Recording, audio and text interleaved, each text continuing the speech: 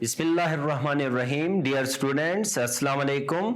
आज का हमारा टॉपिक परचेजेस अकाउंट से रिलेटेड है। अगर हम परचेजेस अकाउंट की बात करें तो देखें, अगर हम बिजनेस की बात करें तो बिजनेस में आप जो है गुड्स को आप परचेज करते हैं और इन्हीं गुड्स को आप क्या करते हैं, सेल करते हैं। परचेज एंड सेल, गुड्स को शुरू में आप परचेज करेंगे और इन्हीं गुड्स को आप क्या करते हैं, सेल करते हैं। क्लियर? तो देखिए, फॉर एग्जांपल आपने जो है ₹1000 के गुड्स को आपने परचेज किया, तो अब जो है आपने रिकॉर्ड करना है। जब आप रिकॉर्ड करेंगे, अब देखें, गुड्स अकाउंट को आपने डेबिट किया, goods account debit to cash account credit. आपने क्या किया, कैश अकाउंट को आपने क्रेडिट किया, कितने से, 1000 एंड 1000 से। तो अब देखिए, फिर उसके बाद आपने क्या किया, गुड्स को सेल आउट किया। सोल्ड गुड्स फॉर कैश ₹2000, 1000 के गुड्स को आपने 2000 का सेल किया। तो अब अगर आप एंट्री पास करें, cash account debit to goods account को आपने क्रेडिट किया। अब थोड़ा गौर करें, यहां पे 2000 एंड 2000 से। तो अब अगर हम देखें तो गुड्स अकाउंट को आपने डेबिट क्यों किया था, आपने कंसीडर किया कि जब भी बिजनेस में हम गुड्स को परचेज करेंगे, गुड्स अकाउंट जो है रियल अकाउंट में आएंगे। गुड्स अकाउंट का नेचर एसेट होगा, जब एसेट इंक्रीज होगा तो आप डेबिट करेंगे। रूल आपने अप्लाई किया, गुड्स अकाउंट को आपने डेबिट किया, फिर उसके बाद गुड्स को आपने सेल आउट किया। देखिए, बिजनेस से आउट हो गई। जब गुड्स का बैलेंस डिक्रीज होगा तो इसका मतलब है एसेट डिक्रीज हुआ। जब एसेट डिक्रीज होगा तो आप क्रेडिट करेंगे। गुड्स अकाउंट को आपने क्रेडिट किया। अब यहां पे प्रॉब्लम क्या है, देखें, थोड़ा गौर करें। यहां पे अगर हम बैलेंसिंग करें तो जो गुड्स हैं हमारे पास, यहां पे गुड्स का क्रेडिट बैलेंस आया। कितना क्रेडिट बैलेंस आया, 1000 क्रेडिट बैलेंस आया।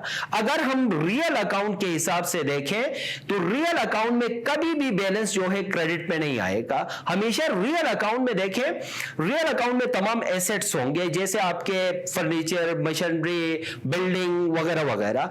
तो कभी भी एसेट का बैलेंस जो है वो क्रेडिट में नहीं आएगा। हमेशा तमाम एसेट्स का नॉर्मल बैलेंस जो होगा वो डेबिट बैलेंस होगा।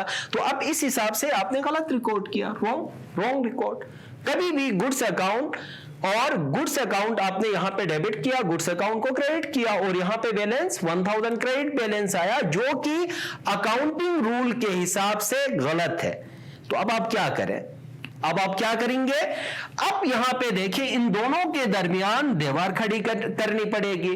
जैसे जब आप गुड्स को परचेज करेंगे, यहां पे एक अकाउंट इन्वॉल्व होगा, परचेजेस अकाउंट। जब भी गुड्स को आप परचेज करेंगे, यहां पे अकाउंट इन्वॉल्व होगा, परचेजेस अकाउंट। और जब भी आप गुड्स को आप सेल आउट आप करेंगे, यहां पे अकाउंट इन्वॉल्व होगा, सेल्स अकाउंट। जब भी गुड्स को आप परचेज करेंगे, परचेज अकाउंट इन्वॉल्व होगा, और जब भी आप गुड्स को आप सेल आउट करेंगे, सेल्स अकाउंट इन्वॉल्व होगा। अब देखिए, एक छोटा सा एग्जांपल है।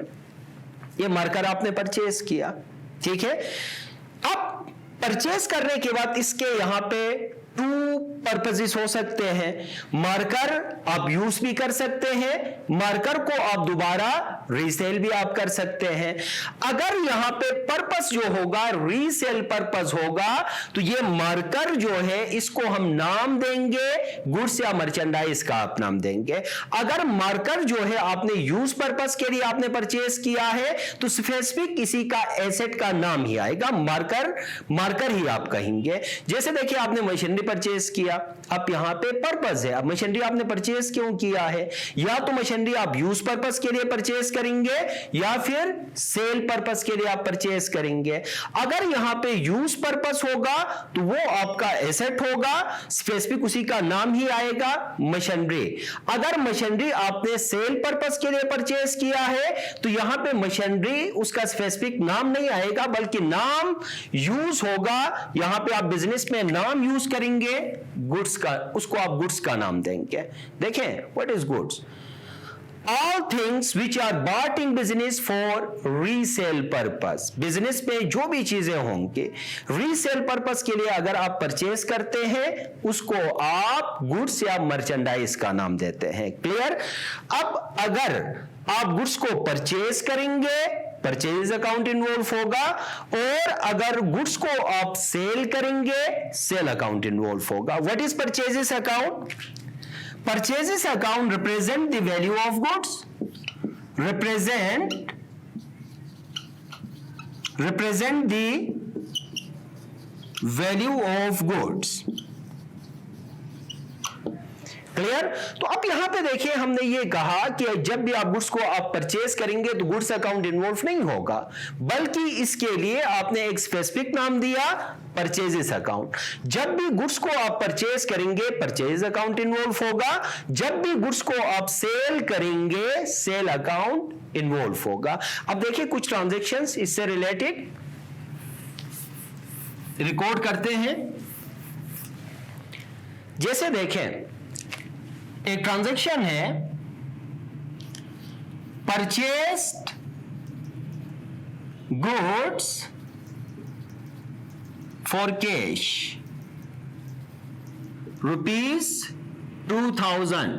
₹2000 के गुड्स को आपने परचेज किया है। अभी थोड़ी देर पहले हमने डिस्कस किया, जब भी आप गुड्स को आप परचेज करेंगे कौन सा अकाउंट इन्वॉल्व होगा? Purchases account. जब भी गुड्स को आप सेल आउट करेंगे सेल अकाउंट इन्वॉल्व होगा। जैसे देखिए यहां पे अकाउंट इन्वॉल्व होगा परचेजेस अकाउंट, परचेजेस अकाउंट। अब देखिए अब अगर यहां पे परचेज अकाउंट का नेचर आप देखें, नेचर यहां पे नेचर होगा इसका, ये परचेज अकाउंट जो है रियल अकाउंट होगा। परचेज का नेचर क्या होगा? रियल अकाउंट होगा।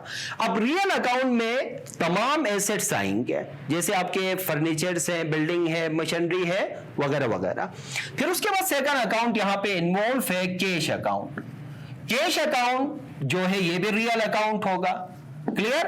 तो अब थोड़ा गौर करें, पर जब भी आप गुड्स को परचेज आप करते हैं तो परचेजेस अकाउंट का जो नेचर होगा वो रियल अकाउंट होगा, परचेजेस का नेचर एसेट होगा।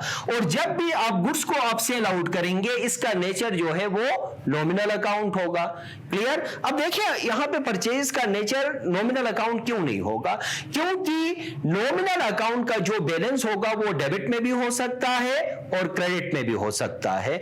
तो इसीलिए यहां पे परचेजेस अकाउंट जो है इसका नेचर रियल अकाउंट होगा। क्यों? इससे पहले हमने ये डिस्कस किया, जैसे आप गुड्स को रिकॉर्ड करते हैं, गुड्स को आप सेल करेंगे, गुड्स अकाउंट को डेबिट करेंगे और गुड्स को आप क्रेडिट करेंगे तो उसका बैलेंस क्रेडिट में आएगा, जो कि रियल अकाउंट में कभी भी बैलेंस जो है क्रेडिट बैलेंस नहीं होगा। तो इसीलिए परचेजेस अकाउंट जो है इसको आप रियल अकाउंट, इसका नेचर जो होगा वो रियल अकाउंट होगा।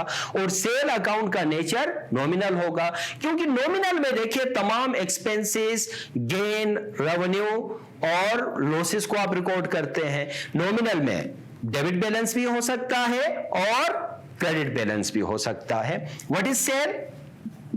जब भी आप गुड्स को आप सेल आउट करेंगे सेल अकाउंट इन्वॉल्व होगा। अगर इसका नेचर देखें तो सेल का नेचर रेवेन्यू है। ठीक है? क्यों?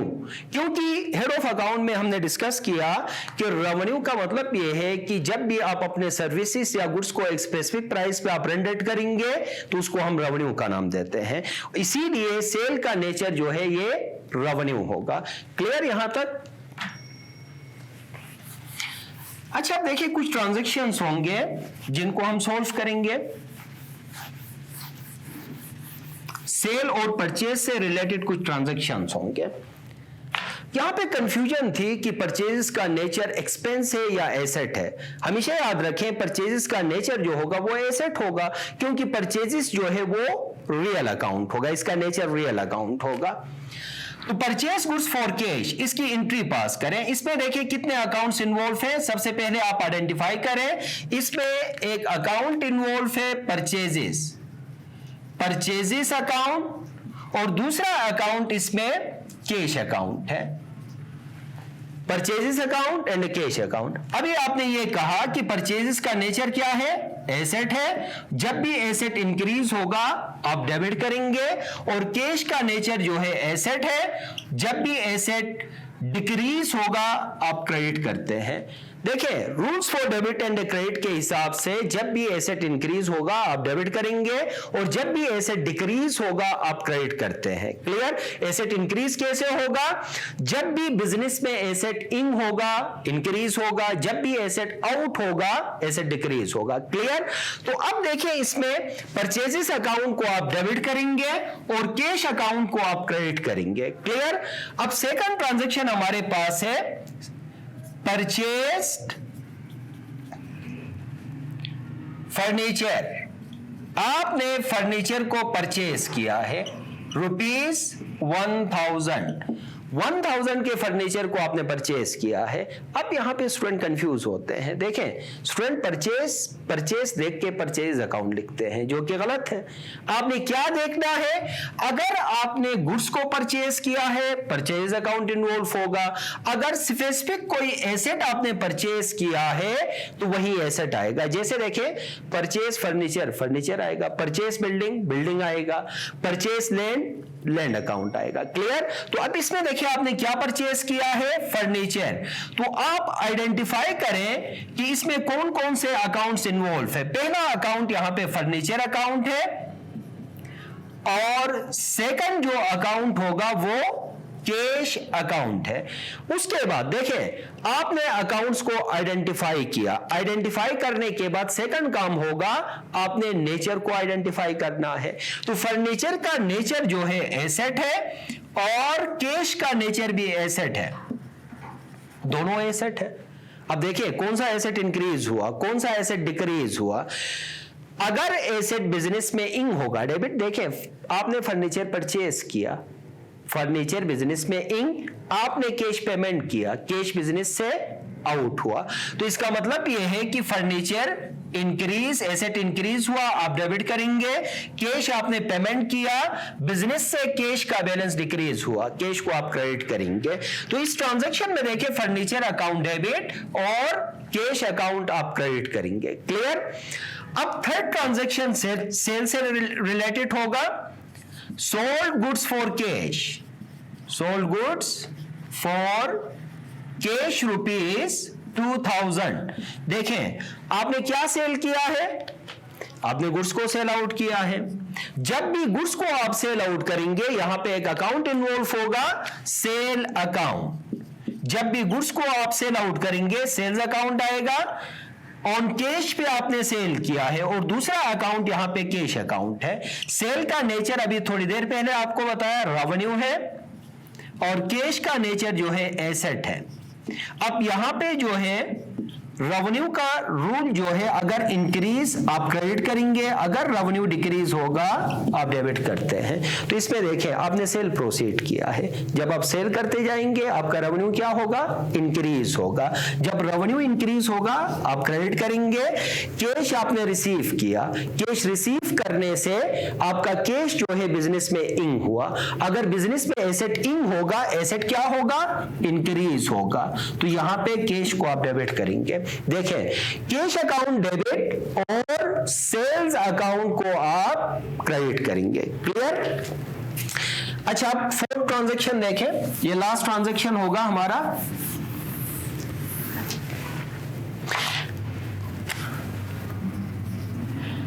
सोल्ड बिल्डिंग को आपने सेल आउट किया है फॉर ₹5000 के बिल्डिंग को आपने सेल आउट किया है। तो अब इस ट्रांजैक्शन में देखिए दो अकाउंट्स हैं जिनको आपने आइडेंटिफाई करना है। पहला अकाउंट जो होगा वो बिल्डिंग अकाउंट। अब थोड़ा गौर करें, इधर देखें इसमें सोल्ड गुड्स। अब फिर आपने यहां पे ये गलती नहीं करनी है कि आपने सोल्ड या सेल को देख के सेल अकाउंट नहीं आएगा। अगर गुड्स को आपने सेल आउट किया है सेल अकाउंट आएगा।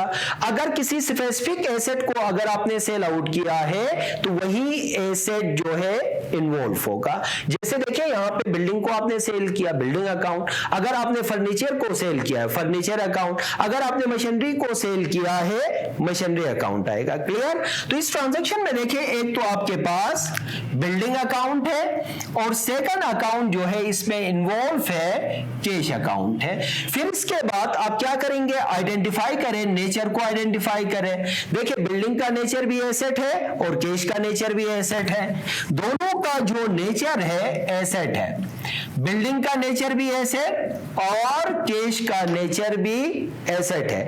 अब आप रूल अप्लाई करें, अगर एसेट इंक्रीज होगा आप डेबिट करते हैं और अगर एसेट डिक्रीज होगा आप क्रेडिट करते हैं। देखें सोल्ड बिल्डिंग को आपने सेल किया, बिजनेस से बिल्डिंग आउट हुआ, अगर बिल्डिंग आउट होगा तो इसका मतलब है इसमें बिल्डिंग डिक्रीज हुआ, एसेट डिक्रीज हुआ और आपने कैश रिसीव किया, कैश रिसीव करने से एसेट इंक्रीज हुआ। कैश अकाउंट डेबिट और बिल्डिंग अकाउंट क्रेडिट होगा। क्लियर?